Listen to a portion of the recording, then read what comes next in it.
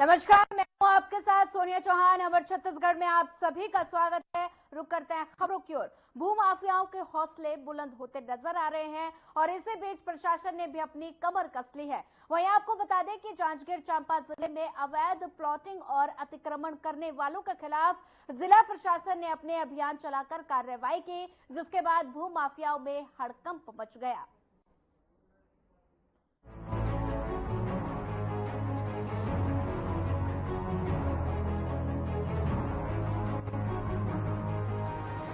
जांजगीर चांपा जिले में भूमाफिया धड़ल्ले से अवैध प्लॉटिंग कर रहे हैं, जिससे शासन को हर साल करोड़ों का चूना लगाया जा रहा है।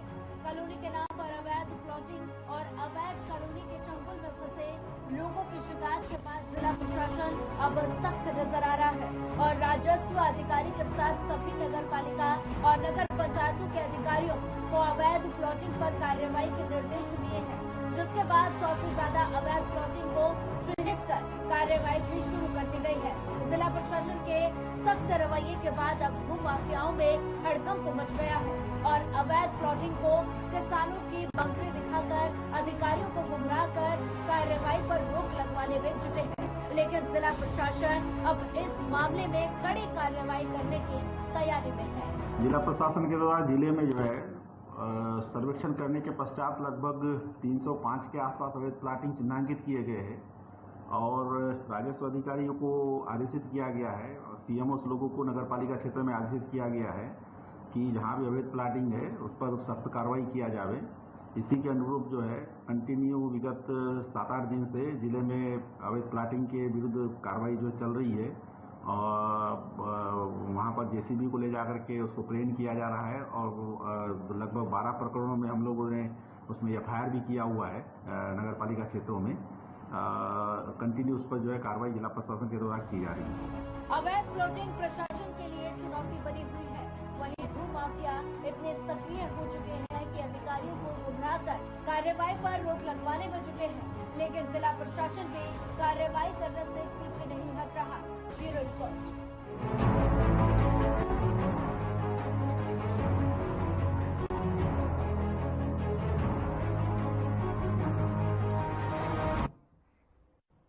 राजधानी रायपुर स्थित भारतीय प्रबंधन संस्थान में 2 दिवसीय चिंतन शिविर का आयोजन किया जा रहा है और जिसके दूसरे दिन मुख्यमंत्री विष्णुदेव साय ने अपने मंत्रिमंडल के सहयोगियों के साथ योगाभ्यास किया।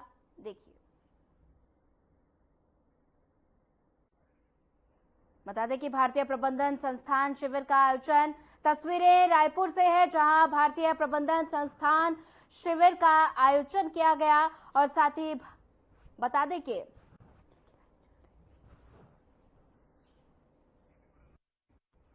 दो दिवसीय चिंतन शिविर का आयोजन किया जा रहा है, जिसके दूसरे दिन मुख्यमंत्री विष्णुदेव साय ने अपने मंत्रिमंडल के सहयोगियों के साथ योगाभ्यास किया।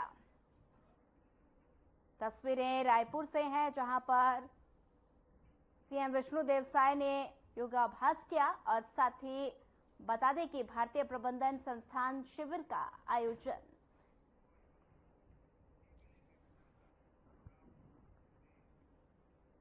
अनूठी पहल करते हुए छत्तीसगढ़ सरकार ने आईआईएम और देश भर के प्रतिष्ठित संस्थानों में विषय विशेषज्ञों के साथ मंथन किया।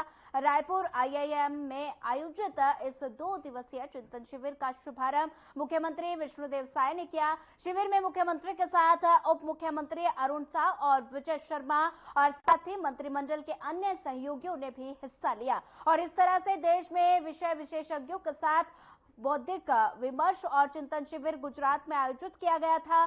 चिंतन शिविर में कृषि मंत्री श्री रामविचार नेताम, वन और जलवायु परिवर्तन मंत्री श्री केदार कश्यप, खाद्य मंत्री श्री दयाल दास और साथ ही स्वास्थ्य मंत्री श्री श्याम बिहारी जायसवाल, उद्योग मंत्री श्री लखनलाल देवांगन समेत कई नाम मौजूद रहे।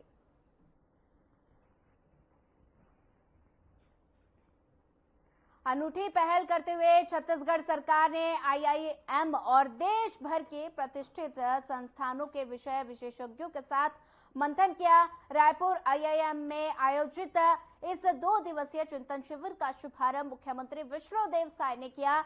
शिविर में मुख्यमंत्री के साथ उप मुख्यमंत्री अरुण साव और विजय शर्मा और साथ ही मंत्रिमंडल के अन्य सहयोगियों ने भी हिस्सा लिया।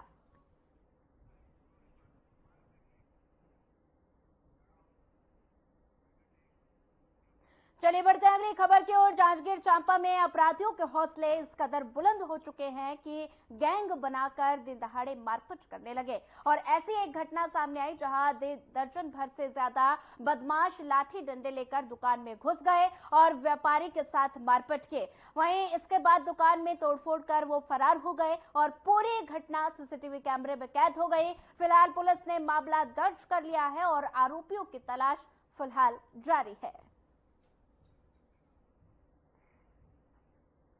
तस्वीरें जांजगीर चांपा की है जहां व्यवसायी के साथ मारपीट की गई। बदमाशों ने दुकान में घुसकर मारपीट की गई। तस्वीरों में आप देख सकते हैं और मारपीट की ये पूरी घटना सीसीटीवी कैमरे में कैद हो गई।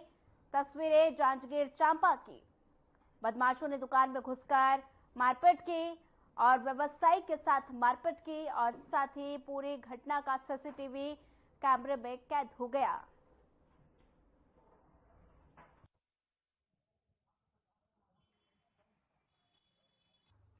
शारदा चौक में कृष्णा फॉल सीलिंग है, जहां पर कृष्णा फॉल सीलिंग के ऑनर के साथ में मारपीट हुई है।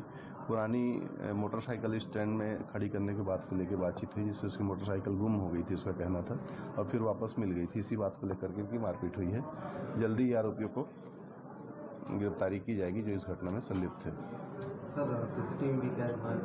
सीसीटीवी फुटेज अभी निकालकर चेक किया जाएगा। जितने भी आरोपी हैं उनके खिलाफ कार्रवाई की जाएगी।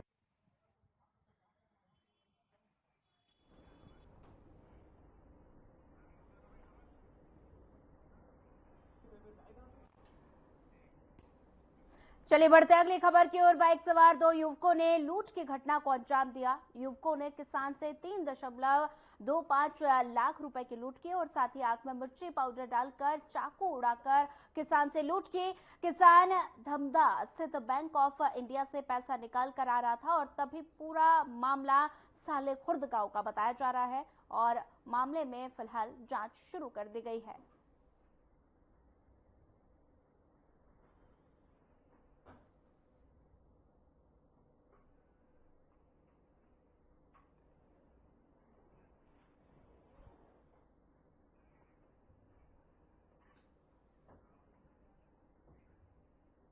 विश्व तंबाकू निषेध दिवस के अवसर पर डीपी विप्र बता दें कि महाविद्यालय के एनसीसी छात्रों ने कॉलेज प्रांगण से गांधी चौक तक जन जागरूकता रैली निकाली। रैली में एनसीसी कैडेट और साथ ही शहरी मितानियों के बड़े उत्साह के साथ हिस्सा लिया और साथ ही मुख्य चिकित्सा एवं स्वास्थ्य अधिकारी डॉक्टर प्रभात कुमार श्रीवास्तव ने रैली को हरी झंडी दिखाकर रवाना किया। रैली के समापन उपरांत महाविद्यालय परिसर में एनसीसी विंग अधिकारी द्वारा तंबाकू के किसी भी प्रकार का सेवन न करने के हेतु शपथ दिलाई गई। कार्यक्रम में जिला नोडल अधिकारी डॉक्टर बीके वैष्णव एवं स्वास्थ्य विभाग के अधिकारी कर्मचारी उपस्थित रहे।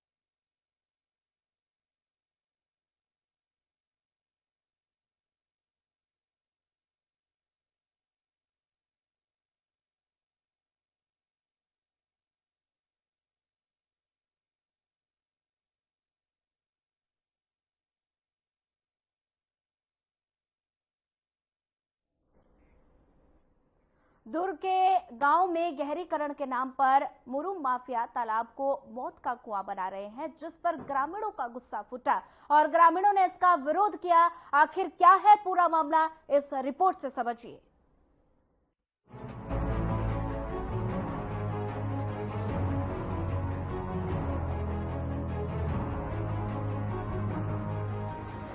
दुर्ग जिले के कुम्हारी में मुरुम के अवैध उत्खनन से बने खाई में बस के गिरने से 13 लोगों की मौत हो गई, जिसके बाद दुर्ग जिला प्रशासन के कानों पर जूं तक नहीं रेंग रही। प्रशासन की लापरवाही का जीता जागता उदाहरण अब ग्राम पंचायत नंदगंठी के तालाब में देखने को मिला। मुरुम के माफियाओं के हौसले इतने बुलंद हो गए कि माफियाओं ने अपने आर्थिक लाभ के लिए ग्राम नंदगंठी के तालाब को मौत के कुएं का रूप देकर ताबड़तोड़ उत्खनन करते नजर आ रहे हैं, जिन्हें न तालाब भरने के बाद निस्तारी करने आने वाले ग्रामवासियों की चिंता है और न ही खनिज विभाग के अधिकारियों का खौफ है। खनिज विभाग के अधिकारियों की मौन स्वीकृति से माफिया लीज पर तालाब लेकर धड़ल्ले से मुरुम का उत्खनन कर रहे हैं। उत्खनन से तालाब के किनारे ही करीब 25 फीट गड्ढा करके मुरुम निकालकर बगैर रॉयल्टी पर्ची के ही परिवहन कर रहे हैं, जिससे शासन प्रशासन को रोजाना लाखों रुपए का राजस्व का नुकसान ही हो रहा है और वहीं स्थानीय रहवासियों की जान पर भी खतरा मंडरा रहा है, जिसकी फिक्र न ग्राम पंचायत के सरपंच को है, न ही जिला प्रशासन के जिम्मेदार अधिकारियों को है। मीडिया जब जिम्मेदार अधिकारियों से बातचीत करने गए तो खनिज अधिकारियों ने फोन उठाना उचित नहीं समझा और वहीं अन्य अधिकारी भी इसकी जांच की बात कहकर पल्ला झाड़ते नजर आए। आप लोग के माध्यम से जो जानकारी प्राप्त हुई कि ननकट्टी में मुरुम परिवहन के लिए जो खुदाई हो रही है वो उसको खाई के रूप में कर रहे हैं। खनिज विभाग से हमने संपर्क किया है, उनके द्वारा बताया गया कि वहाँ पे मुरुम परिवहन के लिए परमिशन है, परंतु जिस तरह का खुदाई की जानकारी आप लोग के माध्यम से आई है वह निश्चित तौर पे जांच का विषय है। परिवहनकर्ता या विभाग किसी की भी गलती से अगर कोई गलत खुदाई हो रही होगी तो उसकी जांच कराएंगे और विधि सम्मत कार्यवाही। मुरुम के अवैध उत्खनन से बने खाई में बस गिरने से 13 लोगों की मौत हो गई, लेकिन इसके बाद भी प्रशासन हाथ पर हाथ धरे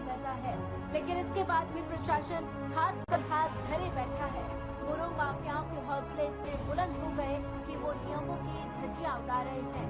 माफिया तालाब को मौत के कुएं का रूप देकर धड़ल्ले से उत्खनन कर रहे हैं, जिस पर ग्रामवासियों ने भविष्य में होने वाली घटनाओं को लेकर चिंता जताई है। अब इस मनमानी पर प्रशासन क्या एक्शन लेगा, इसका ग्रामवासियों को इंतजार है। Bureau report.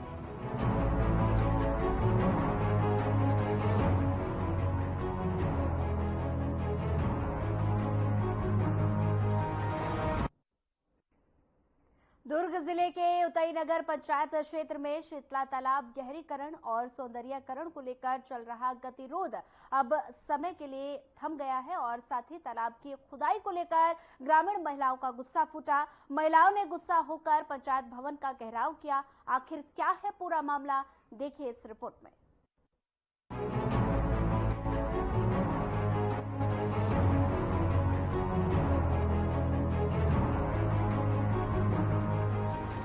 उतई नगर पंचायत के शीतला नगर में कुछ दिनों पहले तालाब की खुदाई बंद करने की मांग को लेकर प्रशासन को ज्ञापन सौंपने के बाद भी काम नहीं रोका गया तो महिलाएं सड़क पर उतर आई और नगर पंचायत के प्रशासनिक भवन का घेराव कर दिया। इतने पर भी जब अधिकारी नहीं माने तो महिलाएं पैदल मार्च करते हुए सीधे तालाब पहुंच गई। महिलाओं ने सीएमओ और अन्य अधिकारियों को खूब खरी खोटी सुनाई। महिलाओं का कहना है कि ना तो पार्षद है ना ही अध्यक्ष, कोई उनकी बात सुन रहा है। शीतला तालाब की खुदाई खदान के रूप में तब्दील हो गई, जब फंड खत्म होने के कारण नगर पंचायत अध्यक्ष डिकेंद्र हिरवानी और 15 वार्डों के पार्षद ने मिलकर भारतमाला रोड के ठेकेदार को तालाब खोदने की अनुमति दी। मैं गंगा बंजारी हूँ सर, इतना दुख तकलीफ पाने के बाद भी 6-7 महीना से हमारे पास का तालाब सूखा हुआ है, लेकिन उसमें पानी नहीं। हम लोग दुख झेल रहे हैं कि हमारे तालाब साफ सुथरा होंगे कर, लेकिन उसके बावजूद गंदे नाली का पानी आना चालू है और गहराई इतना कर दिया है कि खदान के टाइप का कर दिए है। उनमें बोलते हैं तो बोलते हैं अध्यक्ष की खदान में कोई आदमी का मौत नहीं होता तो यहाँ कैसे होगा, लेकिन हम लोग का यह डर है कि इतना दुख पाने के बावजूद हमको और आगे दुख दिखाई दे रहे। हम लोग को फ्री में मौत का कुआं दिखाई दे रहा है। अध्यक्ष लोग हम लोग को फ्री में मौत का कुआं दे रहे हैं। अध्यक्ष का नाम क्या है? क्या डिकेंद्र हिरवानी है। डिकेंद्र हिरवानी है अध्यक्ष। न पार्षद लोग आ रहे हैं न मिलते हैं तो क्या बोलता है अध्यक्ष से? अध्यक्ष वही बोलते हैं हम लोग का सामना नहीं होता। 3-4 बार घेराव कर चुके हैं पंचायत ने, लेकिन आते ही नहीं सामने। तालाब गहरीकरण के तौर पर तरीके से अनजान भारतमाला रोड के ठेकेदार ने तालाब को खदान के रूप में दे दिया था और इस खुदाई से भविष्य की दुर्घटनाओं से चिंतित ग्रामीणों ने इसका भरपूर विरोध किया, जिसका नतीजा ये रहा कि अधिकारियों ने ग्रामीणों के अनुसार तालाब को समतल करने की बात कही। Bureau report. इसका जो गहरीकरण का बहुत ज्यादा प्रस्ताव नहीं था उसमें, और ग्रामीणों का बहुत ज्यादा अपेक्षा था कि एक बार यदि पानी खाली हुआ है लगभग 15-17 साल बाद तो अच्छे से गहरीकरण हो। तो गहरीकरण का हमारे पास कोई फंड नहीं था। इसको फिर भारतमाला वालों से संपर्क किया गया और अध्यक्ष महोदय द्वारा, और फिर उस को थोड़ा बहुत खुदाई करवाया गया। लेकिन खुदाई करते समय भारतमाला वालों ने जहाँ से उनके हिसाब से जो मटेरियल लेना था वो उन्होंने अपना निकाला, कहीं ज़्यादा निकाल लिया, कहीं बिल्कुल नहीं निकाला। इसके कारण कहीं ज़्यादा गड्ढा दिख रहा है, कहीं थोड़ा। उनको बोल के लगभग बहुत सारी जगह करा भी लिया गया है। थोड़ा बहुत आज भी हम लोग जो महिलाएं आई थी उसको देखे हम लोग, जो उसको है उसको भी आज हम लोग ठीक करा लेंगे। तो अभी जिस प्रकार से विरोध किया गया महिलाओं के द्वारा, तो अभी नेक्स्ट क्या निर्णय लिया गया कि अभी हम लोग ये सोच रहे हैं कि उनसे बुला के जहाँ जहाँ महिलाओं का थोड़ा थोड़ा शिकायत था कि जहाँ हम लोग नहाते हैं वो जगह थोड़ा सा एक लेवल का शक्ल हो जाए, एकदम से जो गड्ढा है वो, तो हम उनको बुला के थोड़ा सा फिलिंग की स्थिति में ला के स्लोप दे देंगे ताकि उनकी समस्याएं खत्म हो जाएगी।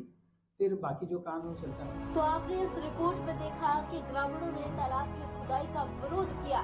तालाब के गहरीकरण और सौंदर्यीकरण का काम थमने से महिलाओं का गुस्सा फूटा है। ग्रामीण महिलाओं ने इसका विरोध करते हुए प्रशासनिक अधिकारियों को खरी खोटी सुनाई है। अब देखना होगा कि प्रशासन इस पर क्या एक्शन लेता है। Bureau report.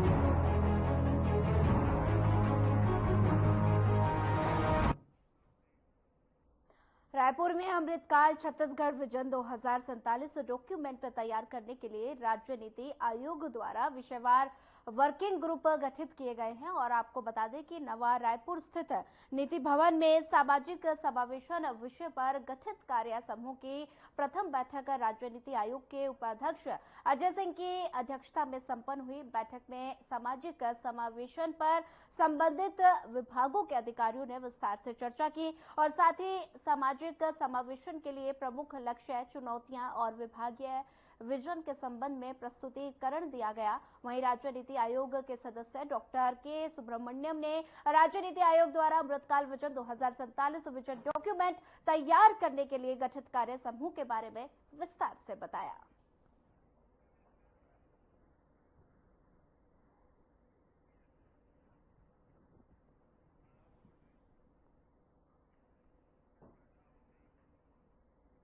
छत्तीसगढ़ में आईपीएल की तर्ज पर सीसीपीएल का आयोजन रायपुर में 7 जून को प्रारंभ होने जा रहा है और जो 16 जून 2024 तक चलेगा। और इस लीग मैच में छत्तीसगढ़ में 126 खिलाड़ी, 6 टीमों के लिए 21-21 की टीम चयनित हुई है। और बता दें कि रायपुर, बिलासपुर, सरगुजा, बस्तर, बिसंस और राजनांदगांव और साथ ही रायगढ़ लॉयंस के नाम टीम बनाई गई। रायगढ़ लॉयंस की टीम कप्तान शुभम अग्रवाल के नेतृत्व में खेलेगी और वहीं फाइनल मैच विजेता को 15 लाख रुपए और उप विजेता के लिए 11 लाख रुपए के लिए अलावा अन्य कई पुरस्कार भी दिए जाएंगे। मतलब मैं थैंकफुल हूँ सीएससीएस में जो अपॉर्चुनिटी दी है कैप्टनशिप की भी और रायगढ़ की बागदौड़ मुझे दी है, तो डेफिनेटली बहुत प्राउड मोमेंट है। और अपॉर्चुनिटी की बात करें तो डेफिनेटली जैसे कि सोनी स्पोर्ट्स, सोनी बहुत बड़ा नेटवर्क है, उसमें लाइव आ रहा है, तो सब प्लेयर्स के लिए बहुत बड़ी अपॉर्चुनिटी है अपना हुनर दिखाने के लिए। तो मेरे ख्याल से इससे बड़ा स्टेज मिल नहीं सकता। तो अगले साल आईपीएल में भी मेगा ऑप्शन होने वाला है, तो डेफिनेटली नए प्लेयर्स और छत्तीसगढ़ से देखने मिलेंगे।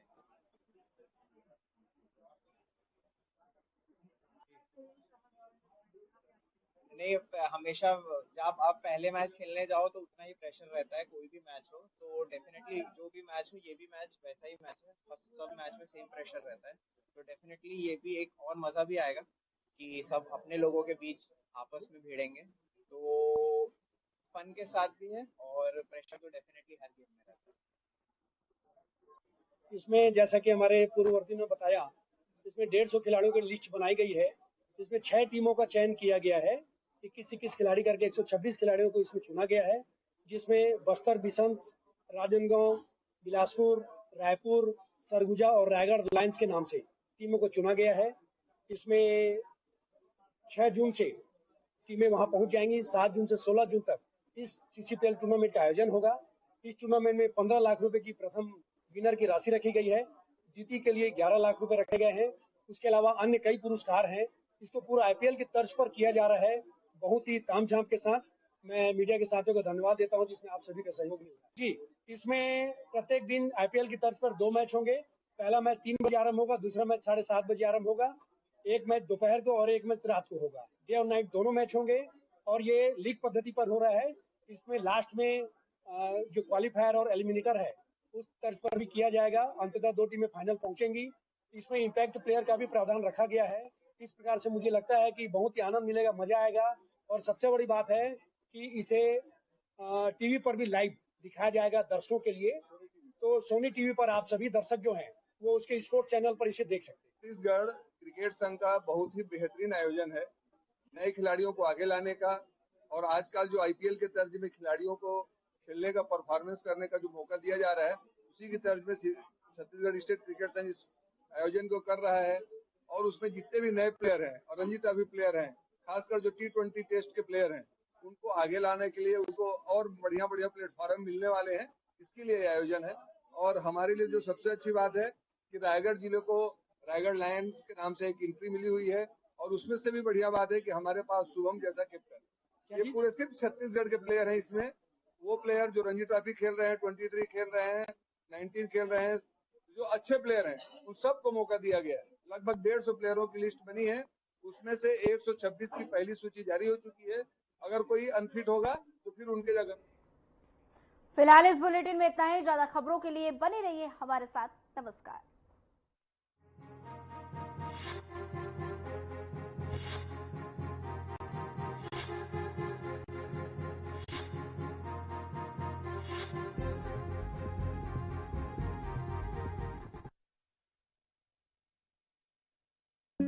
Hey mom, hey, look, I can download